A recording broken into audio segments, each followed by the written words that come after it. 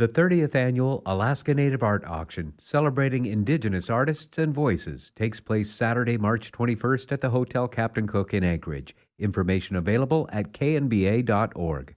This is National Native News. I'm Antonia Gonzalez. Canadian energy firm Enbridge will reimburse a northern Wisconsin county for the cost of policing protests, expected with construction of the company's Line 5 reroute.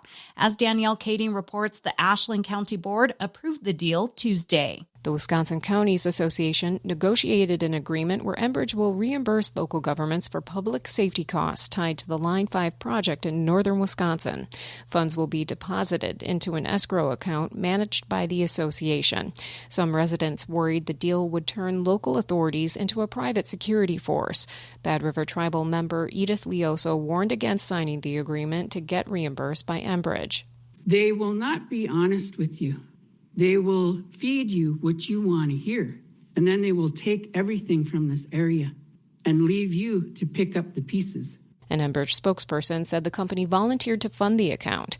Enbridge also said it received a final U.S. Army Corps permit that the company says will allow construction to move forward, but state approvals for the project are being challenged in court. Enbridge previously paid millions for public safety costs tied to protests of its Line 3 replacement project in Minnesota. For National Native News, I'm Danielle Kading. A civil lawsuit filed in Maricopa County Superior Court in Arizona alleges a factory on the Navajo Nation was, quote, squandering millions on improper and mysterious expenditures before suddenly shutting down in July. KJZZ's Gabriel Pietrazio has more. The Albuquerque-based firm, Indigenous Design Studio and Architecture, or IDSA, alleges that Mesa subcontractor Zenny Home breached its $50 million deal to build 160 modular homes. There's a whole lot of money that got dumped into Zenny, and obviously only to produce 18 homes. It's a mystery.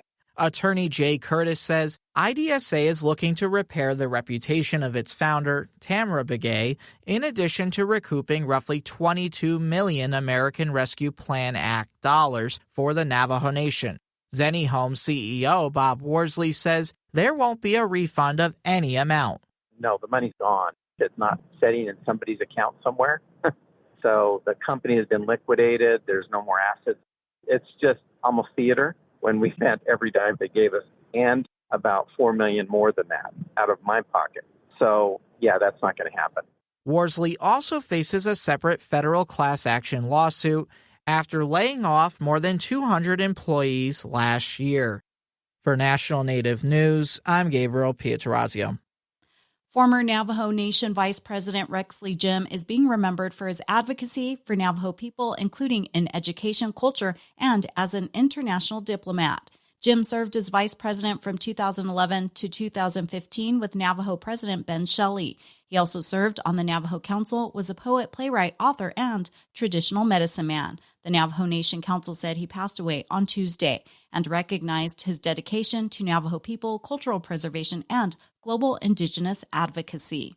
Former executive director of the National Congress of American Indians, JoAnn Chase, is being remembered for strengthening NCAI's national presence and advocating for Native rights. Chase, Mandan Hidatsa Narikara, served as executive director from 1994 to 2001.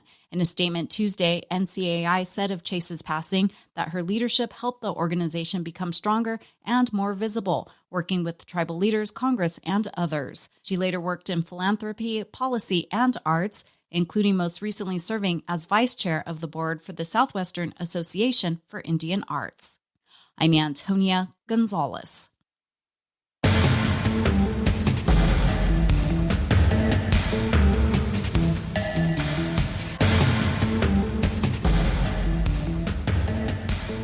National Native News is produced by Kawanak Broadcast Corporation with funding by the Corporation for Public Broadcasting. Tribal Development Partners, supporting tribal sovereignty through 105L leasing and essential infrastructure development. Tribal Development Partners will attend RES 2026 in booth 303 and are proud to support this show. Support by the Gathering of Nations Powwow. The last dance is this April 24th and 25th at Expo, New Mexico. The Gathering of Nations Traders Market will be in the Creative Arts and Lujan buildings both days. Tickets available at gatheringofnations.com and at the gates.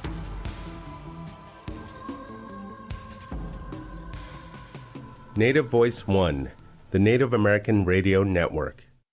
The 30th Annual Alaska Native Art Auction, celebrating Indigenous artists and voices, takes place Saturday, March 21st. Corporate sponsorship opportunities are available. Information at kmba.org.